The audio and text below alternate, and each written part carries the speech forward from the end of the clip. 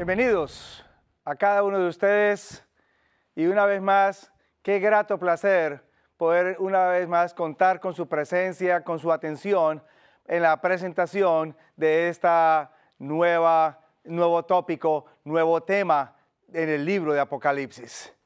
Recuerde, hemos venido trazando una serie tan importante.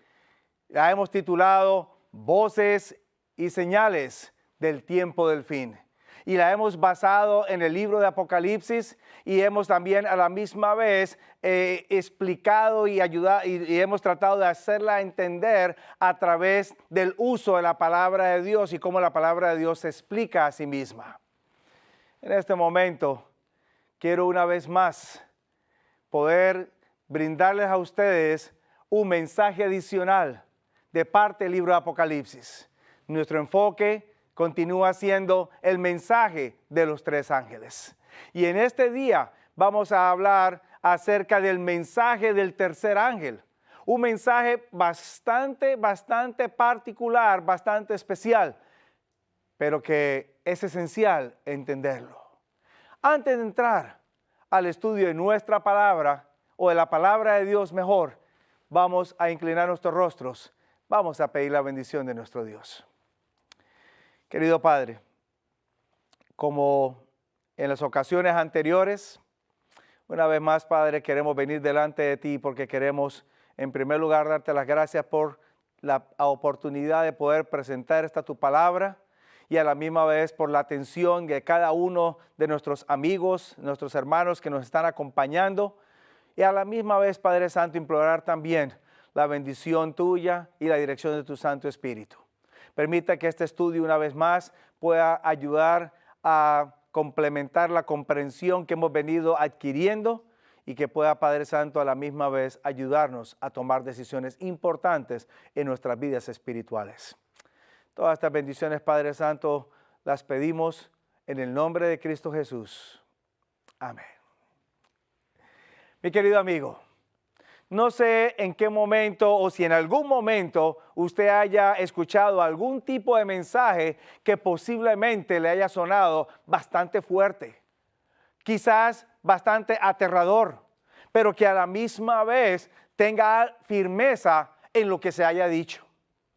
Sabe que la palabra de Dios está llena de mensajes donde nos invita a amarnos los unos a los otros, donde nos invita a ayudarnos los unos a los otros, a servir al Señor Jesús, etc. Hay muchos mensajes hermosos, positivos en las Sagradas Escrituras, pero a la misma vez que usted encuentra ese tipo de mensajes, Dios también, como un buen Padre, un Padre celestial, también nos provee mensajes que a veces no son tan cariñosos, no suenan tan amorosos, pero que son dados por amor y con el mayor deseo de salvar a la raza humana. Este mensaje aparece en el libro de Apocalipsis, en el capítulo 14. Ya hemos analizado el primer mensaje que nos invita a temer a Dios, a darle gloria y a la misma vez a adorarlo. Hemos analizado el mensaje del segundo ángel, donde se nos menciona acerca de la caída de este sistema llamado Babilonia y la razón por la cual ha caído, ha proclamado o ha dado un mensaje completamente equivocado o desviado a lo que Dios ha enseñado en su palabra. Pero ahora viene un tercer mensaje y yo quisiera leerlo con ustedes y luego entonces empezar a entenderlo.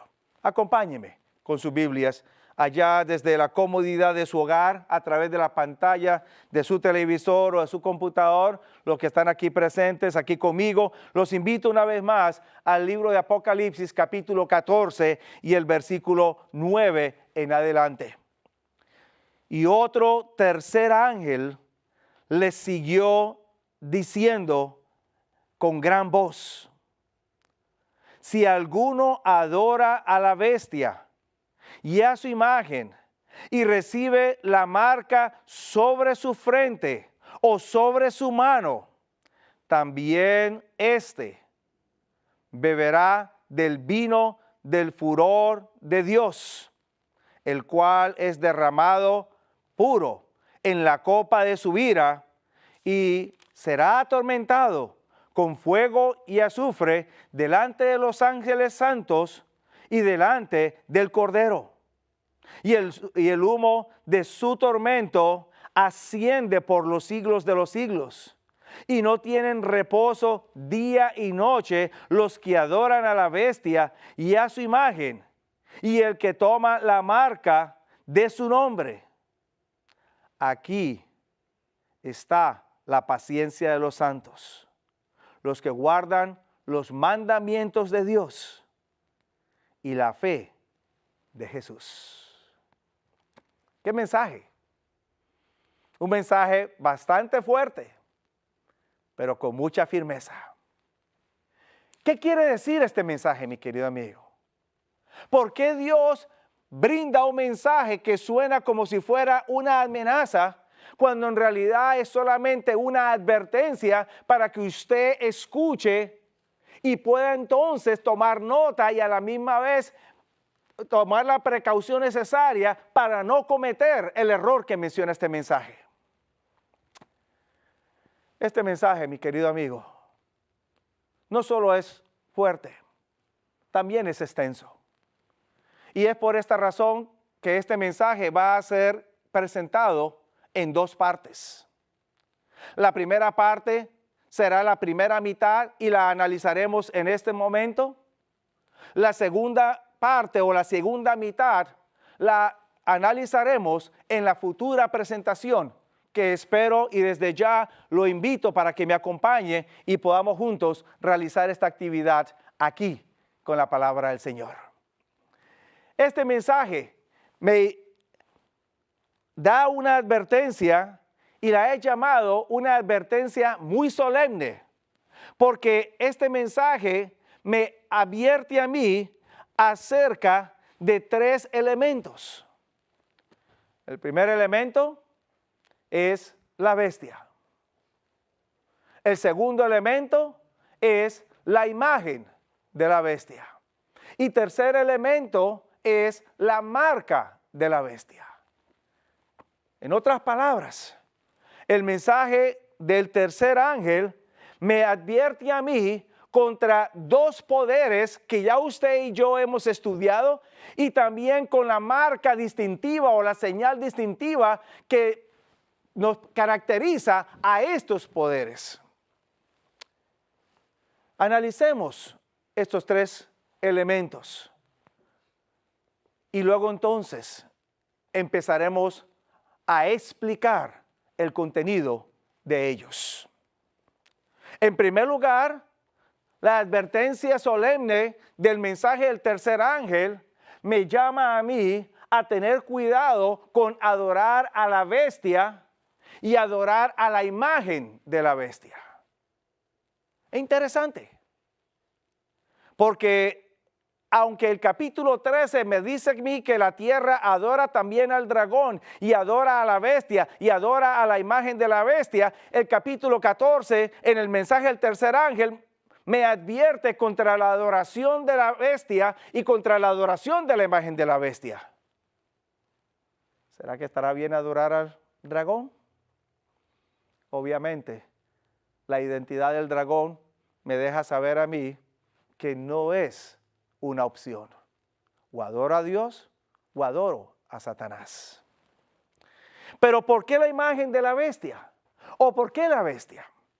Para entender esto, mi querido amigo, yo quiero que usted y yo comprendamos o ampliemos el significado del término adorar. Tratamos de explicarlo anteriormente en una presentación previa, pero vamos a ampliarlo un poco más para poder tener una mayor comprensión y poder entonces entender exactamente qué es lo que significa adorar. Hoy en día, siglo XXI, cuando se habla o se emplea el término adorar o adoración dentro de un círculo religioso o en un marco religioso, usualmente se piensa del acto de ir a una iglesia, participar a través de los cantos, a través de la oración, también participar escuchando el mensaje que se está proclamando Y entonces a eso le llamamos adorar a Dios. Es el término moderno o el significado del uso del término en este siglo XXI. Cuando se habla de adorar, o como en inglés le llamarían worship, siempre se está hablando de este tipo de actividad. Sin embargo, para poder entender mejor o más ampliamente el uso de este término, necesitamos ir a las Sagradas Escrituras, porque adorar a Dios va más allá de asistir a un servicio religioso donde voy a participar de cantos, de oración y voy a escuchar un mensaje que se proclama. Puede ser incluido o está incluido, pero va mucho más allá que eso. El término adorar, lo invito otra vez para que me acompañe a la pizarra donde hemos estado escribiendo. El término adorar se extrae del idioma original en el Nuevo Testamento, proskuneo. El significado y el uso de ese término es igual a como se utiliza en el Antiguo Testamento. Adorar o proskuneo significa, por el uso de la palabra, que usted está o usted va a besar en dirección al frente o hacia el frente. Recuerde, en el marco del Nuevo Testamento, en el contexto de una sociedad romana donde existía amo y siervos o esclavos, proskuneo era el término que se empleaba para que un esclavo o un siervo se arrodillara o doblara su rodilla y se inclinara hacia los pies del amo y los besara. Y de esa manera el siervo podía entonces demostrar públicamente su lealtad, su sumisión o su obediencia a ese amo. La palabra de Dios me dice a mí que ese mismo verbo lo toman los cristianos o los seguidores de Jesús, los discípulos de Jesús, y después la iglesia cristiana, los líderes cristianos, para también referirse a su adoración a Dios, indicando que ellos, al igual que el siervo servía al amo, ellos también eran siervos de Dios, y por eso usted encuentra que en varias ocasiones cuando Pablo escribe sus cartas, Pablo siempre comienza sus cartas diciendo, Pablo, siervo de Dios, o Pablo, siervo de Jesucristo. Ellos se consideraban siervos o esclavos de aquel que los liberó del pecado. Jesús el amo, el apóstol, el creyente, el cristiano, el siervo. Y entonces ellos, en calidad de siervos, estaban dispuestos a postrarse delante de Dios y besar al Señor. Y por eso quizás usted va a encontrar que cuando Jesús resucita, uno de los primeros actos de aquellas mujeres que se encontraron con Él en el camino fue abalanzarse o irse hacia Él y entonces tomar sus pies, expresando ese acto de adorar al Señor. Cuando usted va al Antiguo Testamento, sucede algo similar. Lo interesante es que los antiguos, tanto en el tiempo de Israel o los patriarcas, como en el Nuevo Testamento, usted va a encontrar que ellos adoraban a Dios de una manera bastante particular. Ellos se inclinaban hacia la tierra, y no solamente se inclinaban hacia la tierra para adorar a Dios, sino que inclusive ellos tomaban y acercaban su rostro hacia la tierra o tocaban la tierra con su cara o la nariz, que es el elemento que sobresale de la cara. Usted lo va a encontrar a Abraham realizando ese tipo de postura. Va a encontrar también a otros patriarcas en el Antiguo Testamento, algunos otros profetas o reyes. Y en el Nuevo Testamento va a encontrar personajes que también hacen lo mismo. ¿Qué indicaban con esa postura? Con la cual ellos adoraban a Dios. Ellos indicaban con esa postura que al ellos postrarse, acercarse a la tierra y colocar su rostro hacia la tierra, indicaban que eso era lo más cercano que ellos podían tener al polvo. En otras palabras, se consideraban a sí mismos tierra, polvo y Dios era todo. Manera de exaltar a Dios. Y no solamente exaltaban a Dios considerándose nada y Dios todo, sino que a la misma vez con esa postura ellos daban a entender, y vuelvo otra vez a mi pizarra, indicaban lealtad a ese Dios, indicaban obediencia a ese Dios, indicaban que ellos entregaban todo su ser, toda su vida, todo su actuar, todo su pensar a Dios. E inclusive al postrarse de esa manera, ellos reconocían la superioridad de Dios sobre cualquier ser humano o cualquier asunto terrenal. Así que cuando venimos al Nuevo Testamento y de manera particular al libro de Apocalipsis, capítulo 14, donde Dios a través de este mensaje angelical nos advierte contra la adoración a la bestia y la adoración a la imagen de la bestia, nos está diciendo, no podemos cambiar nuestra lealtad a Dios por la lealtad a la bestia y a su imagen. No podemos desviar nuestra obediencia a Dios por la obediencia a la bestia o a su imagen. No podemos en ningún momento entregarnos a la bestia y a su imagen en lugar de entregarnos a Dios. Y por supuesto, no podemos reconocer a la bestia y a su imagen como superiores cuando Dios es superior. Así que el concepto de adoración es muy importante que usted lo tenga en cuenta, porque no solamente incluye ir a un lugar y realizar un servicio religioso, cantar y orar y eso es todo, sino que implica una entrega completa del ser hacia un sistema terrenal o hacia Dios. Y en este caso, el mensaje del tercer ángel me está diciendo a mí, yo no puedo desviar mi adoración a Dios, mi entrega total a Dios, por dársela a la bestia y a su imagen. Ahora bien, ya en nuestros estudios pasados encontramos la identidad de esta bestia.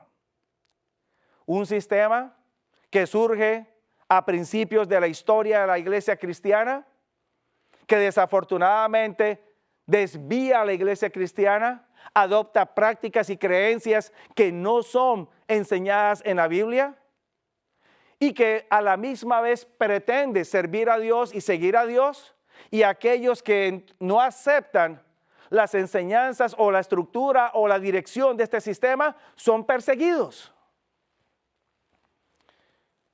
Y concluimos que el único sistema en la historia de naturaleza religiosa que a la misma vez que decía seguir a Dios, perseguía al pueblo de Dios, es el sistema papal. Cuando usted va a la historia, mi querido amigo, va a encontrar que este sistema exigía la lealtad de las personas. Este sistema no se conformaba con nada menos que una entrega total de las personas a este sistema. Y tampoco se conformaba con que fuera considerado segundo o tercero, tenía que ser superior a todos los demás. Y por eso cuando usted lee en la historia, va a encontrar que durante la Edad Media no solamente las personas sencillas, pobres, se sometieron a este sistema, también las personas ricas y aún los mismos reyes gobernantes se sometieron a este sistema. Y muchos de ellos, hasta fueron humillados por este sistema. Hoy el Señor lo está llamando a usted, mi querido amigo, para que considere a quién le va a ser leal, a quién le va a obedecer y a quién le va a entregar su ser. Porque este sistema históricamente, 1798, recibió una herida de muerte. Y esa herida de muerte consistió en que ya no podía perseguir más, ni podía tampoco establecer su hegemonía sobre las gentes en la tierra. Pero la palabra de Dios en Apocalipsis, el capítulo 13, usted se acordará, nos dice que esta herida sería sanada. Quiere decir que una vez más este sistema volvería a dominar sobre la tierra y volvería a establecer su hegemonía sobre la tierra y volvería a perseguir a los que no aceptaran su liderazgo en la tierra. De pronto usted hoy en día no ve a este sistema realizando estas cosas en forma abierta, pero sí lo ve ejerciendo influencia sobre los líderes del mundo y sobre las gentes en los diferentes países. Llegará el momento en que esta herida será sanada completamente. La advertencia también es contra la imagen de la bestia. Esta imagen de la bestia también es llamada en el libro de Apocalipsis, en el capítulo 16, como falso profeta. Recibe dos nombres. Bien sea es imagen de la bestia porque refleja el mismo proceder y la misma naturaleza de la primera bestia, se comporta de igual manera que la primera bestia, o también se le llama falso profeta porque es un portavoz equivocado. Profesa representar a Dios y profesa hablar por Dios y profesa seguir las instrucciones de Dios, pero en realidad está siguiendo las instrucciones equivocadas. Así que este sistema, analizamos la vez anterior, representa a tres grupos que surgieron después de la Edad Media, después del surgimiento del sistema papal, y que inicialmente tuvieron buenos comienzos, pero que después fueron desviándose. El uno, el sistema protestante, o lo que le llamamos como protestantismo. Siglo XVI de la era cristiana, Martín Lutero, el líder de este sistema, y otros más, Juan Calvino y otros más, quienes, viendo el desvío de la palabra de Dios, llaman una vez más al mundo cristiano a regresar a la palabra de Dios y solamente dejar que sus conciencias fueran cautivadas por la palabra de Dios. Y por eso de ahí el lema que ellos adoptaron: la Biblia y la Biblia solamente. Pero desafortunadamente este movimiento protestante empezó también a mostrar falencias en su enseñanza. Y ya para el siglo XVII y siglo XVIII empieza a enseñar este movimiento que la Biblia es buena, es un buen libro, pero no es la única fuente de la revelación de Dios, ni es el único libro que me brinda a mí el conocimiento para obtener la salvación. Y entonces el protestantismo empieza a desviarse y a tomar otras fuentes. Considera que la historia, la filosofía y otras fuentes pueden también hablarme de Dios, enseñarme acerca de Dios y dirigirme a Dios.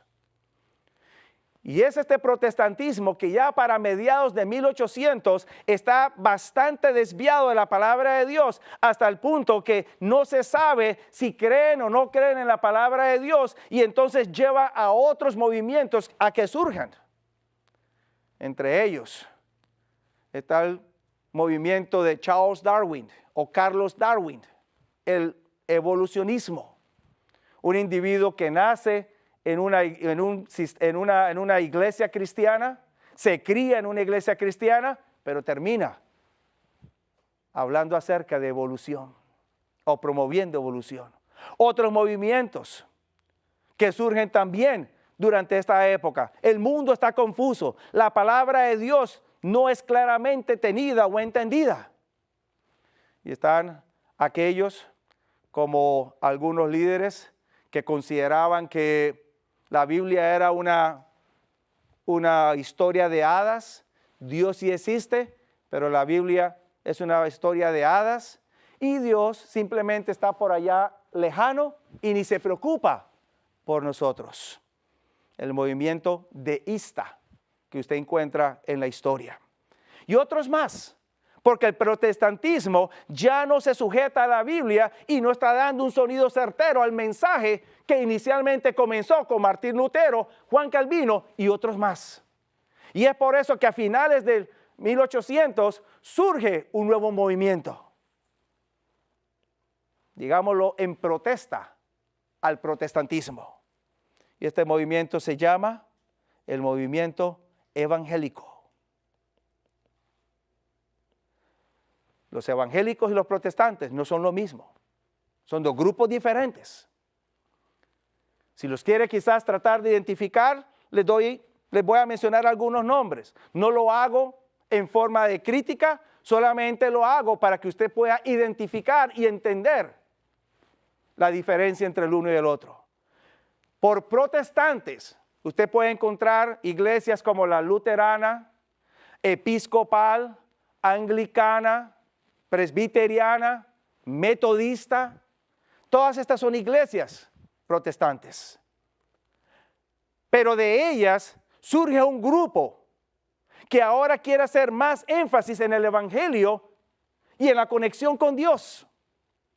Y ellos se llaman evangélicos. Y de estos se forman diferentes congregaciones, como la Pentecostal, Asambleas de Dios, Bautistas, Iglesia Cuadrangular, etcétera, etcétera. Iglesia de Cristo, Iglesia de Dios, etcétera. Movimientos evangélicos. Y ya para principios del siglo XX, 1900, encontramos ya una marcada diferencia entre un protestantismo que es considerado liberal por su postura en cuanto a la Biblia y un movimiento evangélico que se considera más ortodoxo, más conservador, porque consideran que la Biblia todavía es la palabra inspirada de Dios. Pero desafortunadamente estos movimientos todavía mantienen conexión con el sistema papal. Como mencioné, mantienen el mismo día de adoración. Mantienen también la misma idea en cuanto a la inmortalidad del alma, en cuanto al tormento eterno y otros más. Y ya para finales del siglo XX o segunda mitad o finales del siglo XX, surge lo que yo les mencioné, el movimiento no denominacionalista. En otras palabras, las iglesias sin denominación o sin afiliación a alguna denominación, iglesias independientes, pero mantienen las mismas características. La palabra de Dios me dice a mí en el libro de Apocalipsis que estos grupos se unen bajo el rótulo imagen de la bestia, falso profeta, y se unen a la bestia para poder entonces llamar la atención, demandar la lealtad, la obediencia y la entrega de las gentes a los mensajes y al sistema que ellos proclaman. Y ahí es donde viene la advertencia de Dios en contra de adorar estos sistemas. Pero ahora noten ustedes algo, cómo esta adoración se amplía y cómo la advertencia se amplía. Porque no solamente el Señor desea que usted ni adore al uno ni adore al otro, el único que debe de ser adorado es Dios y nadie más. Pero Dios también ahora advierte tener cuidado de no recibir la marca de la bestia. Y esta marca es un elemento interesante, porque esta marca va a identificar a los que adoran a la bestia y a la imagen, de los que no lo hacen. Entendamos en qué consiste este asunto de la marca de la bestia. Porque me dice el libro de Apocalipsis, capítulo 14, allá en el versículo 9, que esta marca ha de ser colocada sobre la frente o sobre la mano del individuo. Ahora, ¿qué tiene que ver esto? ¿Sabe usted, mi querido amigo? Mucho se ha escrito sobre esta marca en diferentes círculos cristianos. Mucho se ha hablado sobre esta marca en diferentes círculos cristianos. Y unos piensan que la marca va a ser un número que aparece en las tarjetas de seguro social aquí en los Estados Unidos, o en tarjetas de crédito, o va a ser un número que aparece en las barritas de códigos que están en los artículos cuando la persona va a comprar en los supermercados. Hay quienes inclusive creen que esta marca va a ser una estampa que se va a colocar sobre la frente literal del individuo. ¿Qué es esta marca? ¿Y cómo funciona esta marca? Entendamos en primer lugar el uso de esta marca. Y Apocalipsis es un libro que me brinda a mí una claridad bastante interesante. Porque cuando vamos a Apocalipsis, vamos a encontrar que el libro de Apocalipsis es un libro que me presenta contrastes. Mientras que me habla acerca de la ciudad de Dios, la nueva Jerusalén, me habla de la ciudad enemiga, Babilonia. Mientras me habla el Señor del mar de vidrio, donde están de pie los redimidos, también me habla del lago de fuego, donde son lanzados los enemigos. Me habla de una mujer pura, me habla de una mujer ramera. Y estos contrastes me los presenta para poder entonces aprender a distinguir entre el error y la verdad. En el libro de Apocalipsis aparece otro contraste más. Y ese contraste que aparece es un contraste entre la marca de la bestia y el sello de Dios. Marca y sello. Y mientras que el sello de Dios distingue a los siervos y a los seguidores de Dios, la marca de la bestia distingue a los siervos y a los seguidores de la bestia. Ahora bien, Apocalipsis no me dice lo que significa la marca. La Biblia no me especifica claramente lo que significa la marca. Me da indicios, sí. Pero la Biblia claramente me dice a mí que es el sello de Dios. Le voy a dar algunas referencias, mi querido amigo. Allá en el libro del Éxodo, capítulo 31, versículos 13 en adelante, Dios presenta el sábado como su sello o como su señal que distingue a él y a su pueblo de otros pueblos. Y es la señal que Dios coloca o el sello que Dios coloca para que el pueblo sepa que Él es santificado por Él. Ese mismo sello o esa misma mención reaparece en el libro de Ezequiel, el capítulo 20, versículos 12 y 20. Donde una vez más el Señor dice, y diles mis sábados para que fuesen por señal entre mí y vosotros, para que sepáis que yo soy Jehová, que os santifico.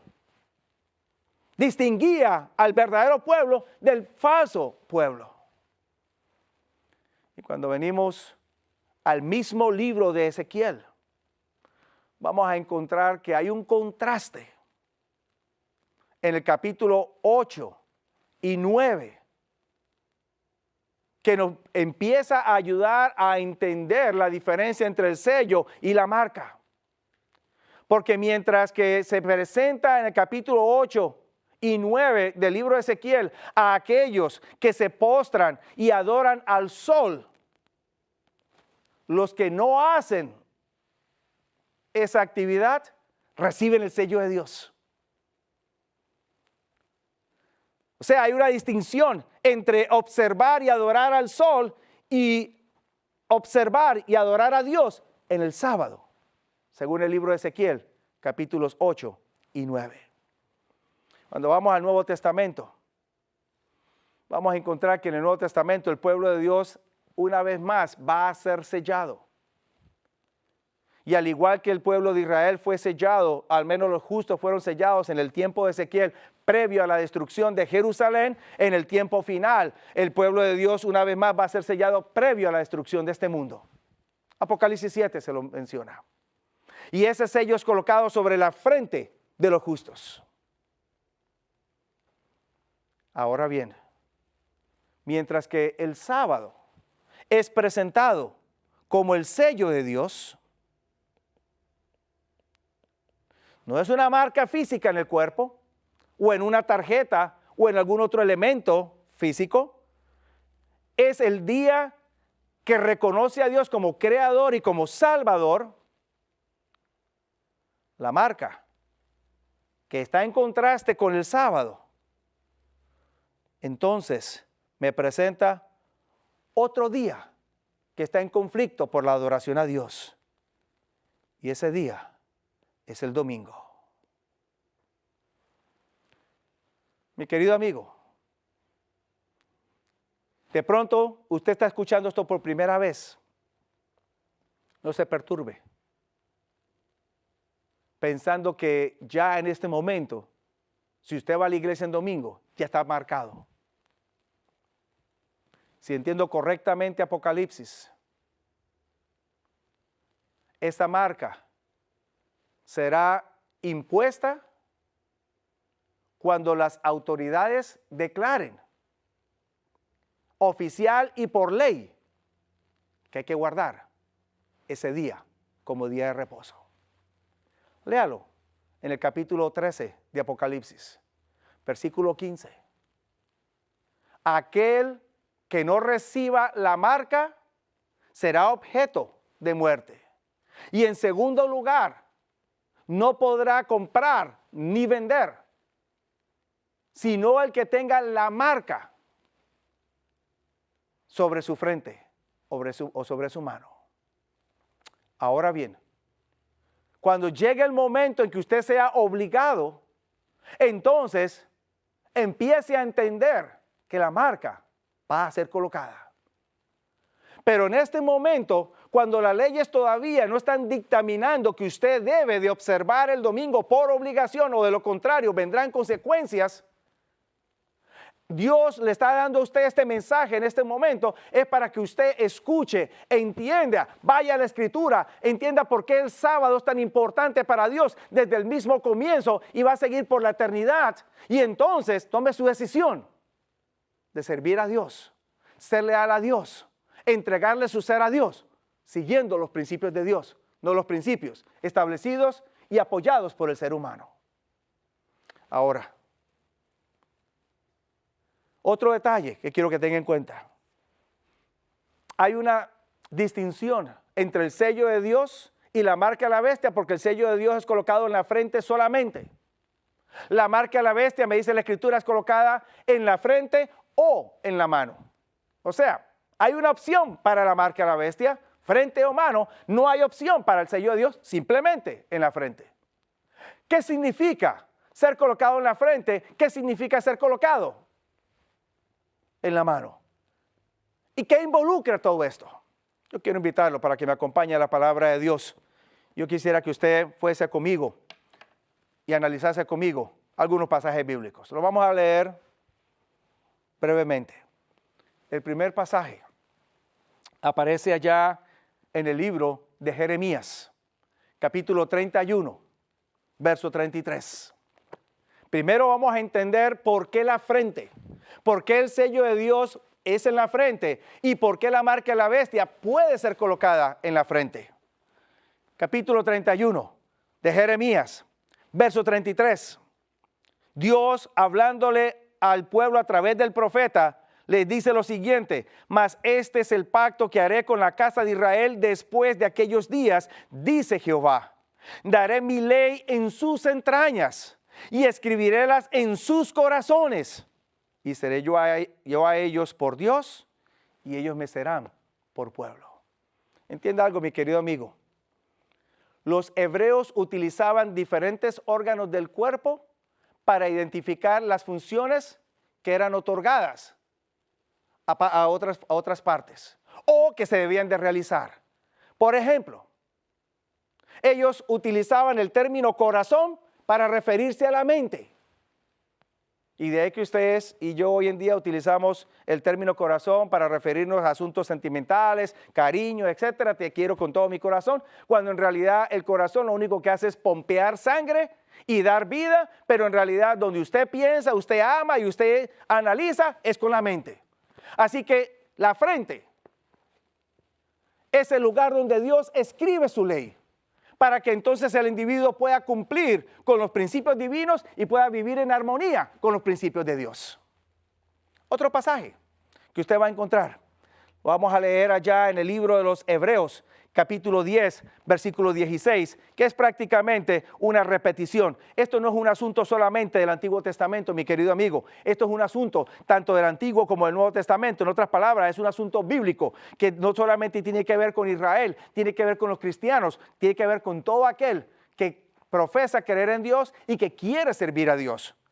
Capítulo 10 del libro de los Hebreos, versículos 16 y 17. Este es el pacto que haré con ellos después de aquellos días, dice el Señor. Repito, estoy leyendo Hebreos 10, versículos 16 y 17. Daré mis leyes, ¿en dónde? En sus corazones. Lo mismo que aparece en Jeremías. En otras palabras, va a escribir ¿en dónde? En la frente. Y luego me dice, y en sus almas las escribiré. Y añade, nunca más me acordaré de sus pecados e iniquidades. Así que la frente es el sitio donde el Señor escribe su principio para que cuando ustedes actúen en su diario vivir, puedan hacerlo siguiendo los principios de Dios. Por eso es que en la antigüedad la gente, el solo pensar matar a alguien, le era horroroso. Robar a alguien, no lo hacían. No tenían 10 mandamientos. Note el caso de Abraham, note el caso de José, note el caso de Jacob. No habían 10 mandamientos escritos en 2 tablas, pero ya ellos sabían que no era correcto matar, correcto adulterar, no era correcto tampoco robar, adorar otras imágenes o dioses. ¿Por qué? Porque la ley estaba escrita en sus frentes. Y el pacto de Dios era que en este tiempo final volvería a escribirla nuevamente o la reiteraría en nuestras mentes, para que supiéramos que los principios de Dios no eran temporales, sino que son eternos. Tanto para el Antiguo como para el Nuevo Testamento, tanto para Israel como para la iglesia. Ahora, el sello de Dios es colocado en la frente, porque es en la frente donde está la ley de Dios grabada y de manera central el 4º mandamiento de la ley de Dios, el sábado. Pero cuando la marca de la bestia es colocada en la frente, indica entonces que el individuo va a seguir instrucciones de la bestia y va a seguir un día de adoración que indica la bestia, no el que indica Dios. ¿Cuál usted quiere seguir, mi querido amigo? ¿Quiere seguir las instrucciones de Dios y la ley de Dios escrita en su mente? ¿O quiere seguir las de la bestia? Pero a la misma vez de que es escrita en la frente, bien sea el sello de Dios o la marca de la bestia, la opción para la marca de la bestia también es ser colocada en la mano. ¿Y qué significa ser colocada en la mano? El uso de la palabra mano en la Biblia. Es importante también entenderlo. Y para ello quiero también invitarlo para que usted me acompañe y leamos algunos pasajes de la Escritura. Por ejemplo, libro del Éxodo, capítulo 13, versículo 9. Libro del Éxodo, capítulo 13, versículo 9. Recuerde, para usted entender Apocalipsis necesita hacerlo a la luz del resto del canon bíblico. Capítulo 13, versículo 9. Me dice la Escritura, instrucción de Dios. Quizás comencemos a partir del versículo 8. Contarás en aquel día a tu hijo diciendo, hácese esto con motivo de lo que Jehová hizo conmigo cuando me sacó de Egipto. Está en el contexto de la Pascua. Y serte ha como señal sobre tu mano, como una memoria delante de tus ojos, para que la ley de Jehová esté en tu boca, por cuanto con mano fuerte te sacó Jehová de Egipto. ¿Qué indica la mano? O estar escrito en la mano. Indica que usted no solamente va a creer en los principios divinos, indica que usted va a actuar, va a vivir esos principios divinos. Los va a realizar, va a practicarlos. Pero a la misma vez también, vayamos al pasaje de Deuteronomio, quinto libro de la Biblia, libro de Deuteronomio, capítulo 6. Leamos desde el versículo 4 hasta el 8. De pronto un pasaje que le suene familiar. Este es Moisés hablándole al pueblo. Oye Israel, Jehová nuestro Dios, Jehová uno es. Y amarás a Jehová tu Dios de todo tu corazón, de toda tu alma, con todo tu poder. En otras palabras, vas a amar a Dios con todo tu ser. Eso es lo que quiere decir adorar a Dios. Todo tu ser. Y estas palabras que yo te mando hoy estarán sobre tu corazón, la mente. Y las repetirás a tus hijos y hablarás de ellas estando en tu casa y andando por el camino y al acostarte y cuando te levantes. Vas a estarlas no solamente memorizando, vas a estarlas repitiendo, actuándolas. Verso siguiente, verso 8. Has de atarlas por señal en tu mano y estarán por frontales entre tus ojos, y las escribirás en los postes de tu casa y en tus portadas. ¿Qué significa entonces ser colocada en la mano? Quiere decir entonces que la persona va a actuar según lo que se le ha instruido.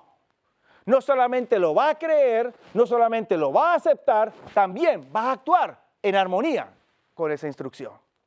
Ahora, aquí hay algo interesante, mi querido amigo.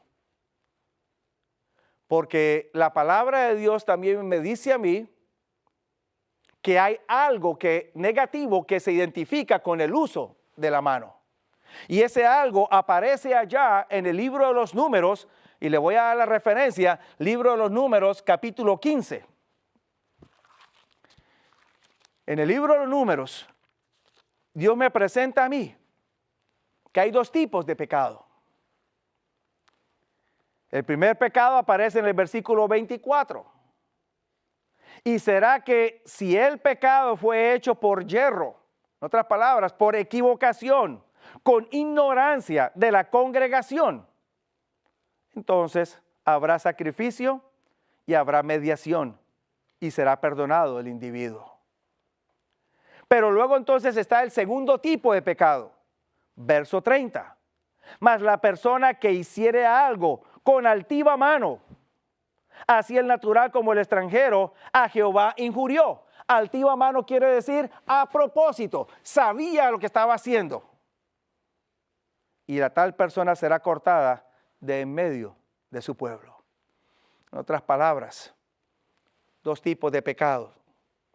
Uno, el que se comete por ignorancia, y el otro el que se comete con mano altiva o adrede, a sabiendas. Este mismo principio aparece en el Nuevo Testamento, mi querido amigo. Léalo también allá en el libro de los Hebreos. En el libro de los Hebreos, allá en el capítulo 9. Me dice a mí la palabra del Señor, allá en el libro de los Hebreos.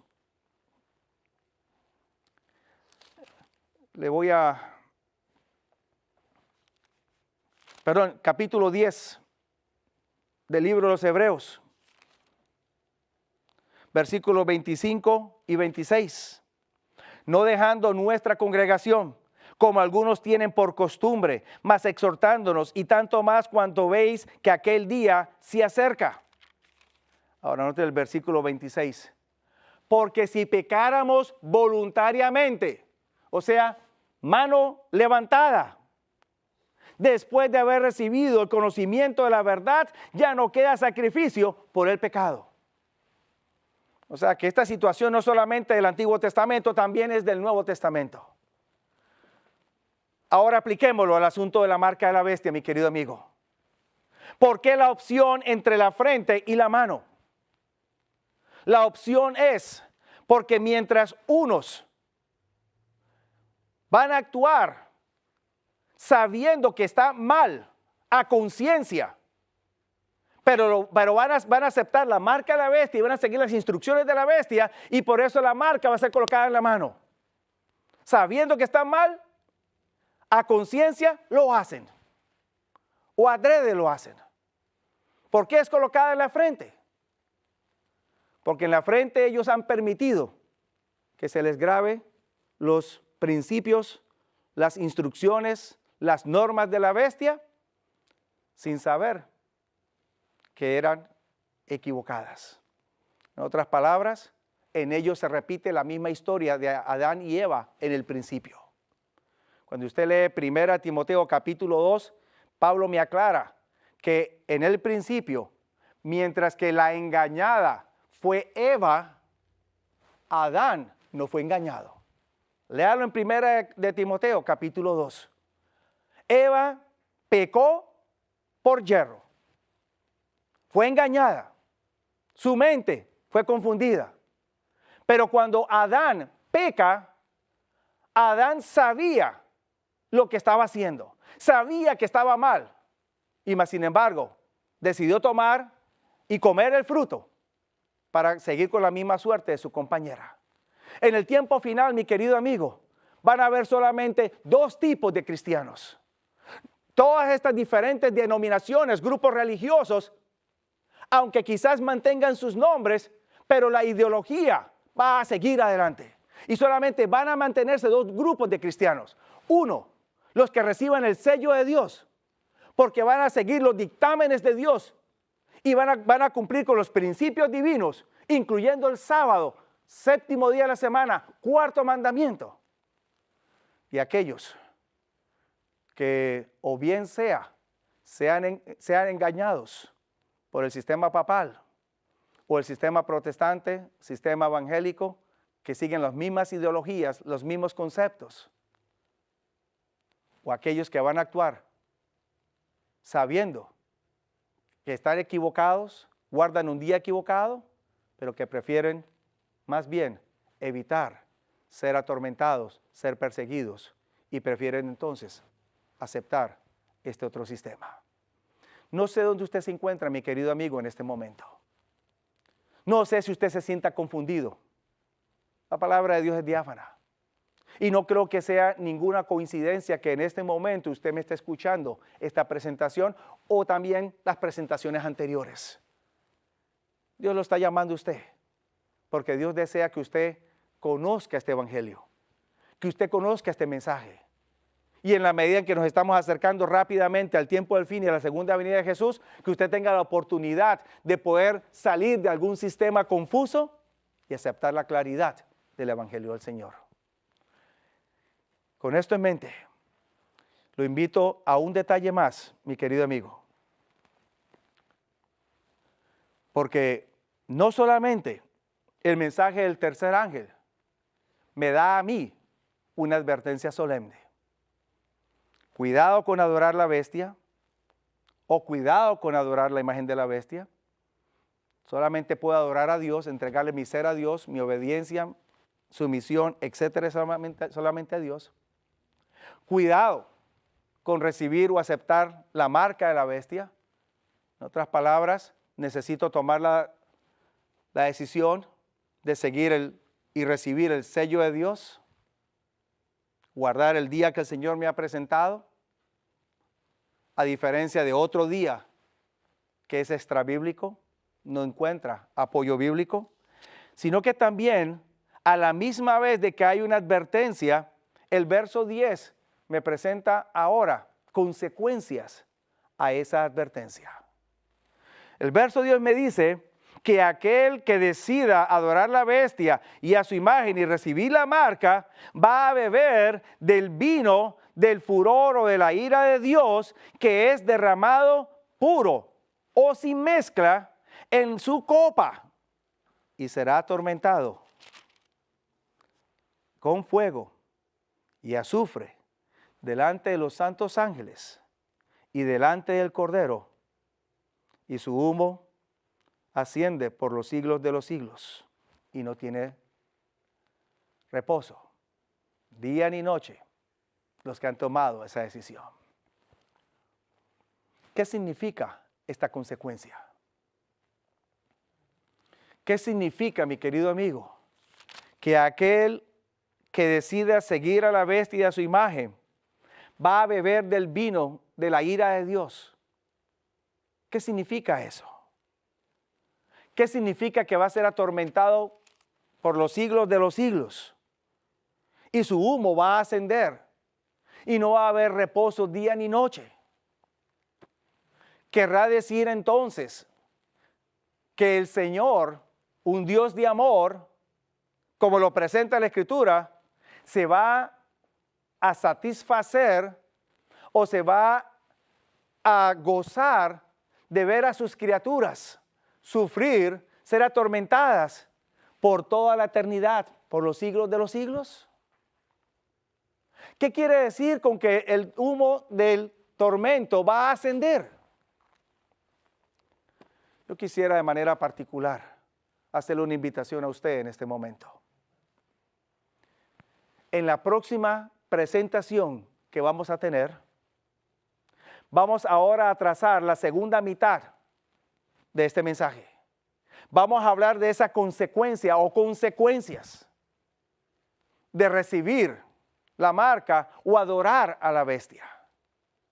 Una vez más, Dios desea que usted tenga claridad en cuanto a este tema. Y yo deseo invitarlo para que usted se una conmigo en la próxima presentación. Es un asunto que tiene que ver con su salvación, que tiene que ver con mi salvación. ¿Es un asunto de vida o es un asunto de muerte? Y Dios desea que usted tenga vida y que usted viva por la eternidad. ¿Quisiera usted, mi querido amigo, aceptar la invitación? ¿Quisiera usted obtener la vida que el Señor le ofrece? ¿Y quisiera seguir usted los dictámenes que Dios graba en su mente? No los de un sistema humano extraño, pero lo que Dios graba en su mente. Si ese es su deseo, yo le invito para que ore conmigo en los próximos segundos. Padre, una vez más, gracias por tu bendición y oro por los que me están escuchando en este momento. Sé con ellos, guíalos y bendícelos. Por Jesús te lo pido. Amén.